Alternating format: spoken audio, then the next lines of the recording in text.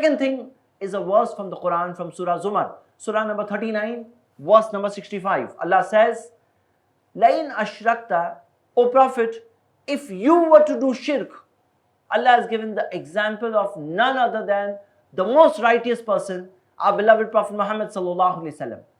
Allah has said, Lain ashrakta, O Prophet, if you were to do shirk, la yahbatanna amaluk, all your good deeds will go in. Now we know our Prophet sallallahu alaihi wasallam, how hard he used to work to please Allah subhanahu wa ta'ala.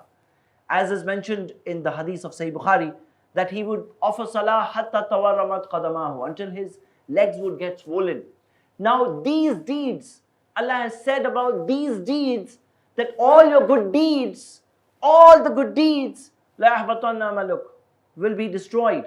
So the second destruction caused by shirk is that any good deeds, be it the deeds of the level of the Prophet sallallahu alaihi wasallam, you add shirk to it and it ends up la yahbatanna amaluk, all your good deeds go vain.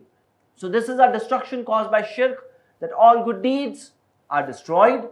And the second thing which we have learned is the biggest sin is shirk,